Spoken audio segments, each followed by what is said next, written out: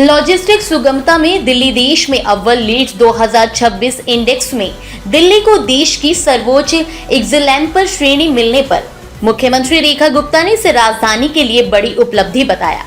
सरकार ने पीएम गति शक्ति योजना, multi modal connectivity, single window system और ULIP जैसे डिजिटल प्लेटफॉर्मों के जरिए लॉजिस्टिक्स नेटवर्क मजबूत किया है। मेट्रो कार्गो, UER2, RRTS और ग्रीन वेयर हाउसिंग परियोजनाओं पर तेजी से काम हो रहा है। सरकार का दावा है कि इससे दिल्ली आधुनिक, टिकाऊ और तेज परिवहन आधारित लॉजिस्टिक्स हब के रूप में विकसित होगी। मेधावी छात्राओं को बांटी गई साइकिलें। मुख्यमंत्री रेखा गुप्ता ने RK पुरम में आयोजित कार्यक्रम में 10वीं और 12वीं पास 500 से अधिक छात्राओं को साइकिलें वितरित की। उन्होंने कहा कि बेटियों की शिक्षा मजबूत समाज और उज्जवल भविष्य की आधारशिला है। मुख्यमंत्री ने घोषणा की कि अब सरकारी स्कूलों में कक्षा 9वीं में प्रवेश।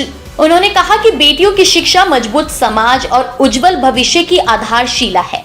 मुख्यमंत्री ने घोषणा की है कि अब सरकारी स्कूलों में कक्षा 9वीं में प्रवेश लेने वाली छात्राओं को भी साइकिलें दी जाएंगी। सरकार का उद्देश्य छात्राओं को सुरक्षित परिवहन सुविधा देकर शिक्षा के प्रति प्रोत्साहित करना और उन्हें आत्मनिर्भर बनाना है। DDA ने शुरू किया जल संचय अभियान। उपराज्यपाल चरणजीत सिंह संधू ने दिल्ली में 101 जलाशयों के पुनरुद्धार के लिए जल संचय अभियान की शुरुआत की। दिल्ली विकास प्राधिकरण द्वारा चलाए जा रहे इस अभियान का उद्देश्य पारंपरिक जल स्रोतों का संरक्षण, भूजल रिसार्ज और पर्यावरण संतुलन को मजबूत करना है। पहले चरण में 155 हेक्टेयर क्षेत्र में फैले जलाशयों की सफाई, गाद निकासी और वर्षा जल संचयन का कार्य होगा। अगस्त 2026 तक सभी 101 जलाशयों के कायाकल्प का लक्ष्य निर्धारित किया गया है। महंगाई के खिलाफ कांग्रेस का राजधानी भर में प्रदर्शन रहा। दिल्ली कांग्रेस ने पेट्रोल, डीजल, CNG और दूध की कीमतों में बढ़ोतरी के विरोध में राजधानी के 258 ब्लॉकों में प्रदर्शन किया। प्रदेश अध्यक्ष देवेंद्र यादव ने करोल बाग में बैलगाड़ी पर बैठकर केंद्र सरकार के खिलाफ विरोध दर्ज कराया। कांग्रेस नेताओं ने आरोप ये भी लगाया कि सरकार की आर्थिक नीतियों के कारण आम जनता लगातार महंगाई की मार झेल रही है। आम आदमी पार्टी के सांसद संजय सिंह ने पेट्रोल, डीजल और रसोई गैस की बढ़ती कीमतों को लेकर केंद्र सरकार पर निशाना साधा। उन्होंने आरोप लगाया कि पिछले 12 वर्षों में सरकार ने टैक्स के जरिए लाखों करोड़ों रुपए वसूले हैं, जबकि आम जनता महंगाई से परेशान है। संजय सिंह ने कहा कि अंतर्राष्ट्रीय बाजार में कच्चा तेल सस्ता होने के बावजूद कीमतें कम नहीं की गई। उन्होंने सरकार से ईंधन पर सब्सिडी देकर आम लोगों को राहत देने की मांग की। जलभराव रोकने के लिए PWD की तैयारी। राजधानी में चिन्हित 448 जलभराव वाले स्थानों पर PWD ने मानसून से पहले विशेष तैयारियां शुरू कर दी है। विभाग ने जल जमाव रोकने के लिए मानक संचालन प्रक्रिया तैयार की है, जिसमें वाटर पंपों के ट्रायल और बिजली बैकअप पर विशेष जोर दिया गया है। अधिकारियों के अनुसार प्रमुख 20 संवेदनशील स्थानों पर अतिरिक्त निगरानी भी रखी जाएगी। विभाग का दावा है कि समय रहते नालों की सफाई और उपकरणों की जांच से इस बार बारिश के दौरान लोगों को कम परेशानी का सामना करना पड़ेगा। DTO में इकोनॉमिक्स कोर्स ने शैक्षणिक सत्र 2026-27 के लिए BA और MA इकोनॉमिक्स पाठ्यक्रमों में दाखिले की प्रक्रिया शुरू कर दी है। विश्वविद्यालय प्रशासन के अनुसार आवेदन प्रक्रिया 2 चरणों में पूरी की जाएगी और जून तक ऑनलाइन आवेदन किए जा सकेंगे। छात्रों का चयन निर्धारित शैक्षणिक मानकों और प्रवेश प्रक्रिया के आधार पर होगा। विश्वविद्यालय ने इच्छुक अभ्यर्थियों को समय रहते आवेदन करने की भी सलाह दी है। DU में PG दाखिले के लिए आवेदन शुरू में 2 वर्षीय PG प्रोग्राम में दाखिले के लिए आवेदन प्रक्रिया शुरू हो गई है। छात्र 7 जून तक ऑनलाइन आवेदन कर सकेंगे। विश्वविद्यालय प्रशासन के अनुसार दाखिला CUET स्कोर के आधार पर किया जाएगा। वहीं 1 वर्षीय PG कार्यक्रम के लिए अलग से आवेदन प्रक्रिया शुरू की जाएगी। विश्वविद्यालय ने छात्रों को दस्तावेज और पात्रता संबंधित जानकारी समय रहते पूरी करने की भी सलाह दी है। 9वीं 10वीं में तीसरी भाषा अनिवार्य ने 9वीं और 10वीं कक्षा में तीसरी भाषा पढ़ना अनिवार्य करने का फैसला किया है। नई व्यवस्था 1 जुलाई से लागू होगी। हालांकि 10वीं में तीसरी भाषा के लिए बोर्ड परीक्षा नहीं होगी। इससे पहले CBSE 6ठी से 8वीं तक तीसरी भाषा फॉर्मूला लागू कर चुका है। बोर्ड का ये भी कहना है कि नई शिक्षा नीति के तहत भाषाई कौशल और बहुभाषी शिक्षा को बढ़ावा देने के उद्देश्य से ये कदम उठाया गया है। सांसद योगेंद्र चंदोलिया आपराधिक मामले में बरी को वर्ष 2020 के एक आपराधिक मामले में राउज एवेन्यू कोर्ट ने बरी कर दिया है।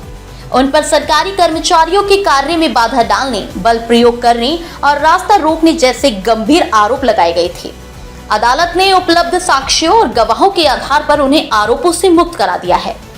फैसले के बाद उनके समर्थकों ने राहत जताई, जबकि मामले में शिकायत पक्ष की ओर से आगे कानूनी विकल्पों पर विचार किया जा रहा है।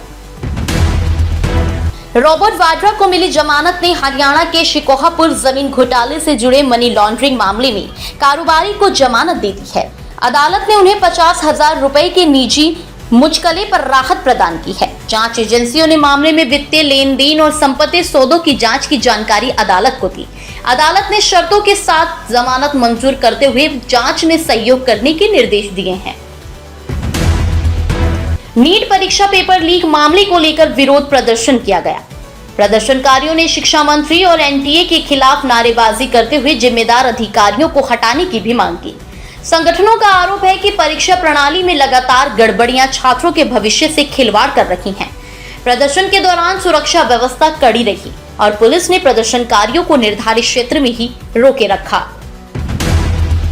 मध्यम श्रेणी में पहुंची राजधानी की हवा। राजधानी दिल्ली की वायु गुणवत्ता शुक्रवार को मध्यम श्रेणी में दर्ज की गई है। औसत AQI 176 रहा, जबकि कई इलाकों में ये 300 के पार पहुंच गया। विशेषज्ञों का कहना है कि धूल और बढ़ते तापमान के कारण प्रदूषण स्तर में उतार चढ़ाव बना हुआ है। स्वास्थ्य विशेषज्ञों ने बुजुर्गों और सांस संबंधित मरीजों को सावधानी बरतने की भी सलाह दी है।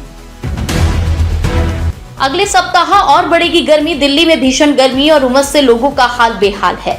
मौसम विभाग के अनुसार आने वाले दिनों में तापमान में और बढ़ोतरी होगी तथा अगले सप्ताह अधिकतम तापमान 44 डिग्री सेल्सियस तक पहुंच सकता है। दिन भर तेज धूप और गर्म हवाओं के कारण लोगों को परेशानी का भी सामना करना पड़ रहा है।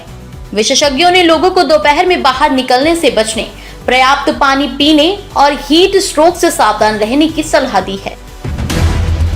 बुजुर्ग दंपति को नशीला पदार्थ पिलाकर लूट। जहांगीरपुरी इलाके में एक व्यक्ति ने मृत बेटे का दोस्त बनकर बुजुर्ग दंपति का विश्वास जीता और बाद में उन्हें नशीला पदार्थ पिलाकर लाखों रुपए के गहने चोरी कर लिए। घटना के बाद दंपति ने पुलिस को शिकायत दी। पुलिस ने मामला दर्ज कर आरोपी की पहचान भी शुरू कर दी है। जांच में आसपास के सीसीटीवी कैमरों की फुटेज खंगाली जा रही है। इस दौरान पुलिस का शक है कि आरोपी पहले से परिवार की गतिविधियों की जानकारी रखता था। दिल्ली सरकार ने बड़ा फैसला लेते हुए एविएशन टरबाइन फ्यूल पर वैट 25% से घटाकर 7% कर दिया है। मुख्यमंत्री रेखा गुप्ता ने कहा कि ये रियायती दर फिलहाल 6 माह तक लागू रहेगी। सरकार के अनुसार वैश्विक संकट और बढ़ती प्रतिस्पर्धा के बीच एयरलाइंस, पर्यटन और लॉजिस्टिक्स क्षेत्र को राहत देने के लिए ये कदम उठाया गया है। सरकार को इससे करीब 985 करोड़ रुपए के राजस्व नुकसान का अनुमान है, लेकिन इससे दिल्ली की एविएशन कनेक्टिविटी और आर्थिक गतिविधियों को बढ़ावा मिलेगा।